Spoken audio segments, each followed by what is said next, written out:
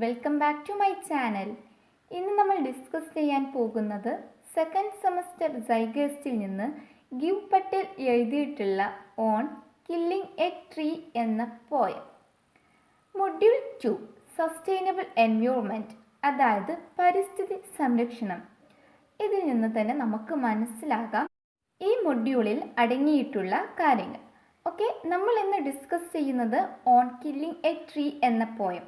നമുക്കറിയാം, ഏതൊരു പോയമാണെങ്കിൽ പോലും അതിനെ ഫസ്റ്റ് നമ്മൾ നോക്കേണ്ടത് അത് എഴുതിയിട്ടുള്ള ആളെയാണ്, പോയിറ്റിനെ. അത് നമുക്കാദ്യം ഗിവ് പട്ടേലിനെ കുറിച്ച് മനസ്സിലാക്കാം.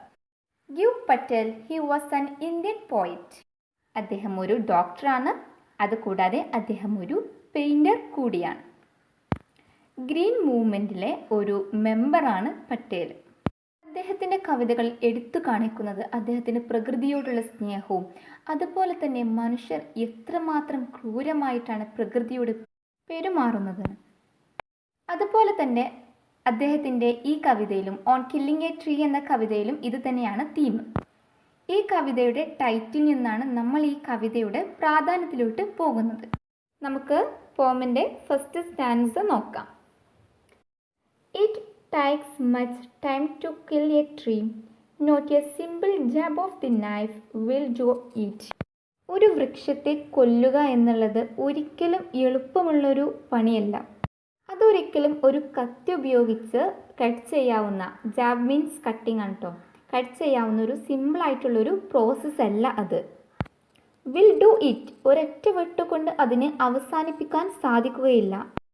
It has ground slowly consuming the earth, rising out of it, feeding upon its crust, absorbing years of sunlight, air, water, and out of it is leprous height, spotting leaves.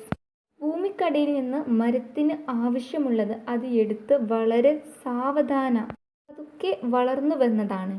ക്രസ്റ്റിൽ നിന്ന്, അതായത് ഭൂമിയുടെ പുറം പാളിയിൽ നിന്ന് മരത്തിന് ആവശ്യമായ പോഷകാംശങ്ങൾ ശേഖരിക്കുന്നു.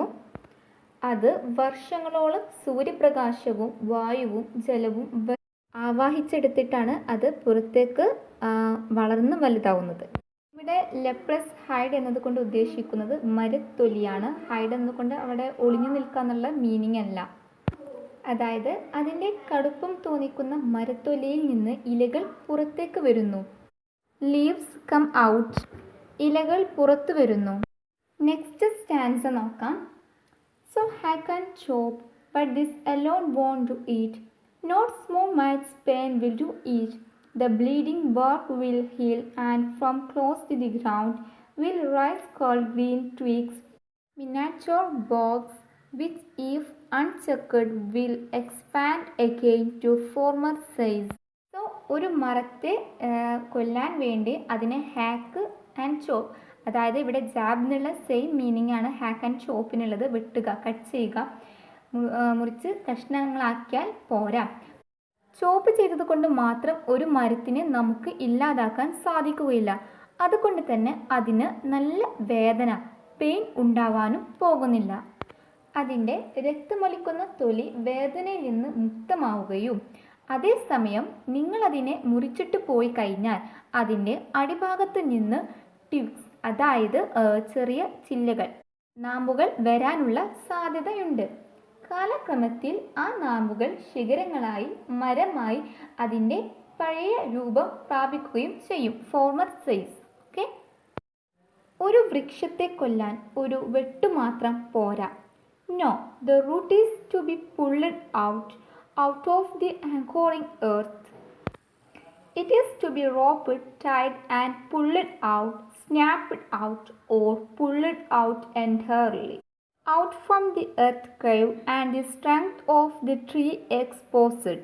അതായത് അതിനെ കയറുകൊണ്ട് കെട്ടി വലിച്ചു പിഴുതു മാറ്റണം. അത് പിഴുതെടുക്കുമ്പോൾ ആ മരത്തിന് ശക്തി ലഭിച്ചത് വേരിൽ നിന്നാണെന്നും മനസ്സിലാകും. The soil is white and wet, the most sensitive, hidden for years inside the earth. ആ വേരുകൾ വെളുത്തതും നനവുള്ളതും സ്പർശനശേഷിയുമുള്ളതാണ്. അത് ഭൂമിക്കടിയിൽ വർഷങ്ങളായി ഒളിച്ചിരിക്കുകയാണ്. hidden for years inside the earth. ഇനി ലാസ്റ്റ് സ്റ്റാൻസ നോക്കാം. Then the matter, പിന്നീടാണ് കാര്യം, അതായത് മരത്തിനെ വേരോടുകൂടി പിഴുതെടുത്തതിന് ശേഷം പിന്നീട് മനുഷ്യൻ ചെയ്യുന്നൊരു ക്രൂരത. Of scorching and choking in sun and air, പ്രകൃതിയെ ചൂഷണം ചെയ്യുന്നതിന് വേണ്ടിയിട്ട് സ്കോർച്ചിങ്ങും ചോക്കിങ്ങും ഒക്കെ ചെയ്യുന്നു എന്ന് സാരം. ചോക്കിങ് എന്ന് പറഞ്ഞാൽ ശ്വാസം മുട്ടിക്കുക, സ്കോർച്ചിങ് എന്ന് പറഞ്ഞാൽ ഈ വെയിലത്തിട്ട് ഉണക്ക കരിക്കുക എന്നൊക്കെ പറയും. ഓക്കെ, അതായത് ഇവിടെ വരുന്ന മീനിങ് എങ്ങനെ നോക്കാം. പിന്നെ അതിനെ വെയിലത്ത് ഉണക്കി ശ്വാസം മുട്ടിക്കുകയാണ് ചെയ്യുന്നത്. In sun and air, browning, അതായത് അതിൻ്റെ നാച്ചുറൽ ആയിട്ടുള്ള കളറ് പോവുക. ഹാർഡനിങ്, മരത്തിനുണ്ടാകുന്ന ജലാംശം, അതിൻ്റെ ഈർപ്പം ഹാർഡനിങ് ആയിട്ട് മാറും. പിന്നെ twisting, withering and then it is done, അതായത് ആവശ്യത്തിനനുസരിച്ച് വളച്ചും തിരിച്ചും. വിതറിങ് മീനിങ്സ് ഈ ഉണങ്ങി ഡ്രൈ ആയിട്ട് പോകുക എന്നുള്ളൊരു മീനിങ്. ഓക്കെ, അങ്ങനെയും ഇങ്ങനെയെല്ലാം ചെയ്ത് അതിനെ സ്കോർച്ച് ചെയ്ത് അതിനെ ശ്വാസം മുട്ടിച്ച് നിറം മാറ്റം ചെയ്ത് അതിലെ ജലാംശങ്ങളൊക്കെ ഇല്ലാതാക്കി അങ്ങനെ അതിനെ തിരിക്കുകയും വളിക്കുകയും എന്നൊക്കെ ചെയ്ത് ഉണക്കി ഒന്നുമല്ലാതാക്കി മാറ്റുമ്പോഴാണ് ഓൺ കില്ലിങ് എ ട്രീ എന്ന പ്രോസസ്സിൽ നിങ്ങൾ വിജയിക്കുക എന്നതോടു കൂടിയാണ് ഈ ഒരു കവി എന്ത് ചെയ്യുന്നത്. ഓക്കെ, ചുരുക്കത്തിൽ ഓൺ കില്ലിങ് എ ട്രീ എന്ന പോയമിൽ പറയുന്നത് ഒരു മരത്തെ എങ്ങനെ ഇല്ലാതാക്കണമെന്ന് പടിപടിയായിട്ടുള്ളൊരു സ്റ്റെപ്പ് ബൈ സ്റ്റെപ്പ് ആയിട്ടുള്ളൊരു കാര്യങ്ങൾ ആദ്യം നമുക്ക് വിശദീകരിച്ച് തരണം. മരം വളർന്ന് വായുവും വെള്ളവും സൂര്യപ്രകാശവും സംവഹിച്ചു കൊണ്ടാണ് വളരെ ആഴത്തിൽ ഭൂമിയിലേക്ക് അതിൻ്റെ വേരുകൾ പോയിട്ടുണ്ട്. അതുകൊണ്ട് തന്നെ മുകളിലെത്താൻ ഏതാനും ചില ഭാഗങ്ങൾ വെട്ടിമാറ്റിയത് കൊണ്ട് അത് നശിക്കുന്നില്ല. തിരിച്ചു വരാനുള്ളൊരു ശക്തി മരത്തിനു ഉണ്ട്. നമുക്ക് ഈ കവി നൽകുന്ന സന്ദേശം എന്തെന്ന് വെച്ചാൽ ഡോണ്ട് കിൽ ട്രീസ്, മരത്തെ കൊല്ലരുത്. മരത്തെ കൊല്ലണമെങ്കിൽ അതിന് ഒരുപാട് ഘട്ടങ്ങളിലൂടെ കടന്നു ചെല്ലേണ്ടതുണ്ട്. അതിനേക്കാൾ നല്ലത് മരത്തെ കൊല്ലാതിരിക്കുന്നതല്ലേ. കവിതയിൽ കവി ഐറണി യൂസ് ചെയ്തിട്ടുണ്ട്, അതായത് വിരോധാഭാസം. ഒരു ഉദാഹരണം പറഞ്ഞു തരാം. നമ്മൾ ചില ആളുകളോട് പറയാറുണ്ട് നീ നല്ല ആളാണ്, പക്ഷെ അതിൻ്റെ ഒരു വിരോധമായിട്ടുള്ള മീനിങ് എന്താ പറയുക, നീ നല്ല ആളാന്ന് പറയുമ്പോൾ വേറൊരു മീനിങ് കൂടി ഉണ്ട്, ശരിയല്ലേ? അതുപോലെയാണ് ഈ പോയം. കവി നമുക്ക് പറഞ്ഞു തരുന്നത് ഓൺ കില്ലിങ് എ ട്രീ, മരത്തെ മുറിക്കുന്ന ഒരു ഘട്ടങ്ങളാണ് നമുക്ക് ഈ ഒരു സ്റ്റാൻസ വഴി പറഞ്ഞു തരുന്നത്. പക്ഷെ അതിലൂടെ കവി പറഞ്ഞു തരാൻ ഉദ്ദേശിക്കുന്ന ഒരു സന്ദേശം എന്ന് പറയുന്നത് ഡോണ്ട് കിൽ എ ട്രീ, മരത്തെ മുറിക്കരുത് എന്നാണ്. ഓക്കെ, അപ്പോൾ ഇതാണ് നമ്മുടെ ഓൺ കില്ലിങ് എ ട്രീ എന്ന പോയം. എൻ്റെ വീഡിയോ ആദ്യമായിട്ട് കാണുന്ന കൂട്ടുകാരാണെങ്കിൽ പ്ലീസ് സബ്സ്ക്രൈബ് ചെയ്യുക. കൂടെ കാണുന്ന ബെല്ലൈക്കണും പ്രസ് ചെയ്യണം.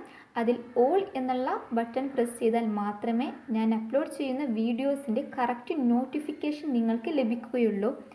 വീഡിയോ ഇഷ്ടപ്പെട്ടാൽ ലൈക്ക് ചെയ്യാൻ മറക്കരുത്. നിങ്ങളുടെ ഫ്രണ്ട്സിനൊക്കെ ഷെയർ ചെയ്യുക. എന്തെങ്കിലും സജസ്റ്റ് ഉണ്ടെങ്കിൽ കമൻറ്റ് ബോക്സിൽ പറയുക. Okay, thanks for watching.